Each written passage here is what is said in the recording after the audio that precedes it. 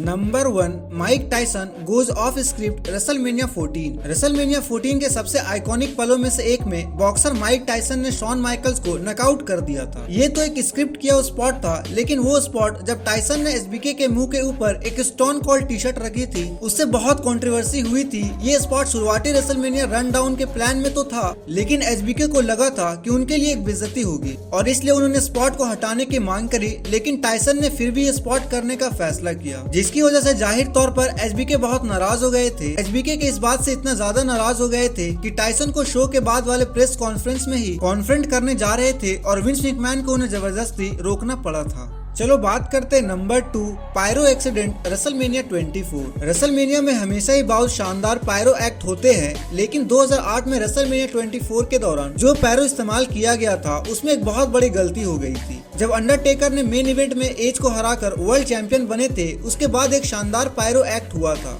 लेकिन बदकिस्मती से कुछ पटाखों में मेल फंक्शन हो गया और वो फैंस के एक ग्रुप के ऊपर ही गिर गया था। ऐसा माना जाता है कि लगभग 40 फैंस को इस हादसे में इंजरी हुई थी और कुछ फैंस तो जल भी गए थे। अपने इंजरी की वजह से 3 फैंस को एम्बुलेंस में हॉस्पिटल भेजना पड़ा था और इस हादसे पर मीडिया की इतनी ज्यादा नजर थी कि WWE को मजबूरन एक बयान जारी करना पड़ा था। हम इस हादसे की जांच कर रहे हैं और हर मुमकिन कोशिश कर रहे हैं ये पता लगाने की कि क्या ऐसा क्यों हुआ था। हम पूरी कोशिश करेंगे कि आगे कभी ऐसा ना हो। हम उन सब से माफी मांगते हैं जिन्हें इस हादसे के दौरान चोट लगी थी। हमें बस एक बात की शांति है और वो ये कि इस दौरान जिनको भी चोट लगी वो बहुत ज्यादा गंभीर नहीं थी। चलो बात करते हैं number 3, a watch ending to WrestleMania 35। WrestleMania 35 में WWE का वुमेन्स डिवीजन सेंटर स्टेज पर था जब रोंडा रॉजी, बैकी लिंच और शार्लेट फ्लेयर ने मेन इवेंट पर हिस्सा लिया था। हालांकि लिंच को WWE में डुअल चैंपियन बनते हुए देखना बहुत शानदार था, लेकिन एक गलत फिनिश ने इस शानदार मोमेंट को कोने में कर दिया था। इस मैच के अंत में रॉजी ने लिंच के ऊपर एक पाइपर स्पीड मूव करने की कोशिश करी, लेकिन ये कोशिश अचानक ही एक क्रूसीफिक्स पिन में बदल गया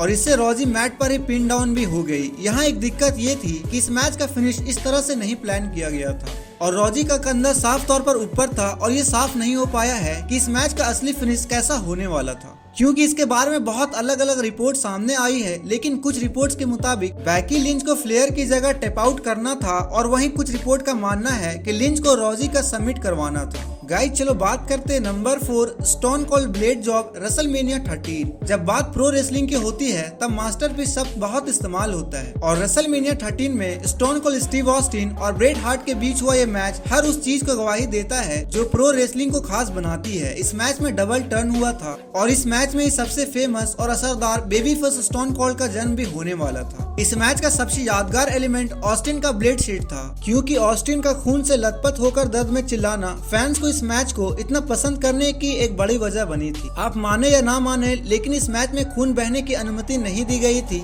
क्योंकि उस वक्त WWE की एक सख्त नो ब्लड पॉलिसी थी। WWE के नियमों को तोड़ने का आइडिया ब्रेट हार्ट का ही था और एक पॉडकास्ट पर एक अपीयरेंस के दौरान हार्ट ने ऐसा करने की एक वजह भी बताई थी। मैंने कहा हम रेसलमेनिया पर कोई चांस नहीं ले सकते, मुझ पर भरोसा रखो और मुझे ये करने दो। उसने मुझ पर भरोसा किया। मुझे याद है मैं बिजनेस में सबसे बड़ी चीज ये सीखी थी कि आप ऐसा किसी को मत करने देना, लेकिन स्टीव ने मुझ पर भरोसा किया। मैंने कहा यकीन रखो मैं ये बिल्कुल सही से करूंगा। वहाँ और भी चीज हो सकता था, मैं भी इसी चीज के जितने परेशानी में हो सकता था। उनकी नो ब्लड पॉलिसी काफी समय से थी और वो टॉय कंपनी और बाकी सब विंस मैकमैन के पीछे पड़े हुए थे, तो मैंने कहा हम इसे ऐसा दिखाते हैं जैसे ये एक हादसा था, वो क्या कर लेंगे। एक बात तो पक्की है, इस स्पॉट में एक शानदार मोमेंट बन गया। चलो बात करते नंबर 5, पापा शैंगो टाइमिंग ब्लंडर रेसलमेनिया 8। रेसलमेनिया 8 के मेन इवेंट में कुछ खास असर नहीं किया। इस शो का मेन इवेंट हल्क होगन और सीड के बीच एक आम मैच जैसा ही था, जिसमें एक डिस्क्वालिफिकेशन की वजह से होगन जीत गए थे।